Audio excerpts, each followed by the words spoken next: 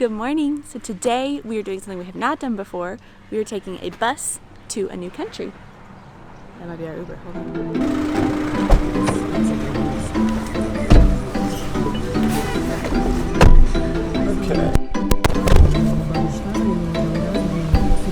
As we were saying, our Uber picked us up and took us to the Dubrovnik bus station because for the very first time for us, we were taking a bus to a brand new country as we headed to Montenegro from Dubrovnik.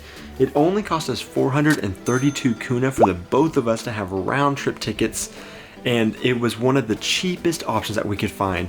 So we really didn't know what to expect, but we were hoping for the best. We had read online about sometimes buses air conditioning's not working, borders taking an extremely long time to get through, but we were really excited about doing this trip. There was a little snack stand there, so we were able to get some breakfast, and then we hopped on our bus and began our adventure.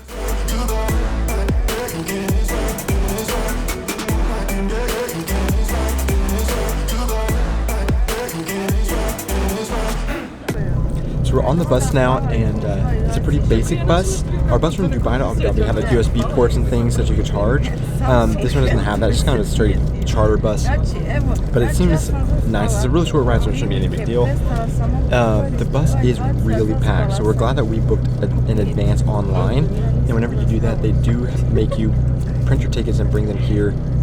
And they were very adamant about that. They even like suggest a print shop nearby so that you can print your tickets if you can't do it yourself if you're traveling. But luckily our Airbnb host was able to print them, so it wasn't a big deal. And then also at the bus station there are like cafes and stuff, so we were able to get some sandwiches and get some food before we took off.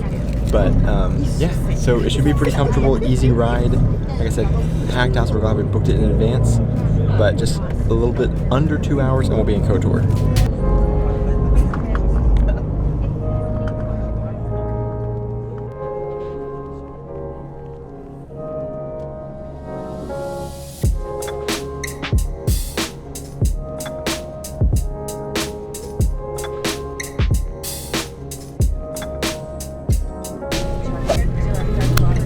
We're 1 hour in and we just got to the border with Montenegro, so we're just waiting for, I guess, border control to check on our passports. And then as soon as we get that, I think we're good to go. And we'll have about an hour left until we get to Kotor.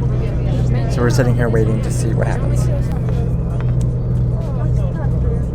It's been about 30 minutes. We're still sitting here waiting for passport control to come through and check our passports.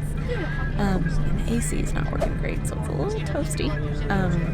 And also we have our bags, like our smaller backpacks in our laps here with us because they charge 10 kuna per bag you want to store underneath. And our smaller bags are too big to go up above us, so that's kind of making it hot too. Just holding all these. They just turned off the bus, so I think they're about to come on. It looks like we have to physically get off the bus ourselves, so that's why this is taking so long. So I think we're gonna hop off here and see what happens. Yeah, so we had to get off the bus and go down and actually individually hand our passports and get them stamped to leave. And then we walked down our way and then the bus just came and picked us up. So that was, I think, leaving Croatia. I don't know about entering Montenegro if we're going to do it again.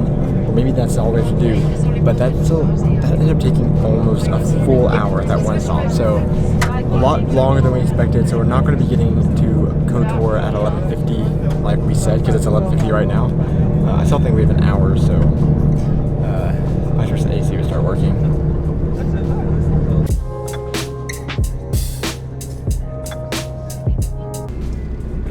Okay, now we just arrived to the Montenegro border control. We hope this doesn't take another hour.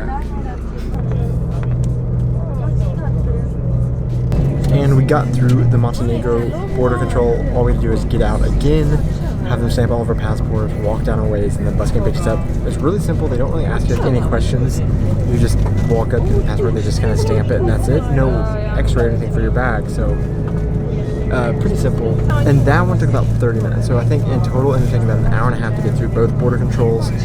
So we'll be about an hour and a half past what we thought we'd be getting there. We didn't calculate that in at all back whenever we were so naive and thought we could be there in under 2 hours, not even thinking about border control, how long that would take on a big bus like this. It did seem like the people that were driving themselves, like if you rent a car, got through way faster. Just because we're on a big bus that it took a long time. So that's something that you can think about. It just depends on the cost if you think that it's worth it driving versus doing a bus.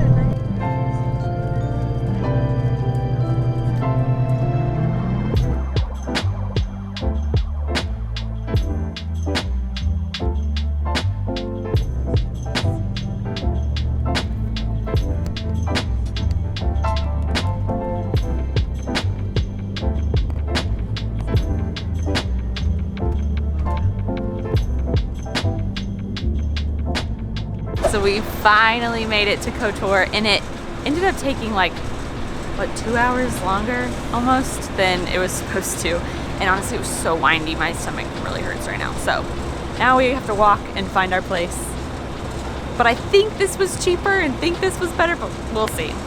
I don't know, but we made it. That's all that matters.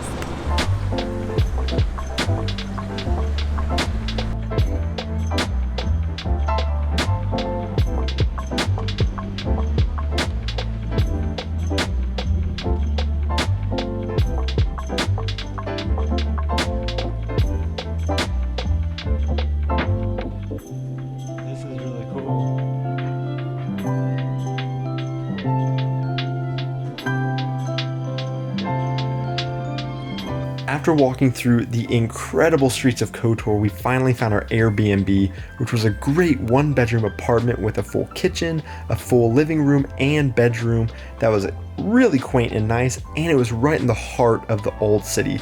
So as soon as we walked out the doors of our building, you were right dab in the center of this incredible medieval feeling fortress of a city with the tall stone structures, the little winding narrow streets and paths.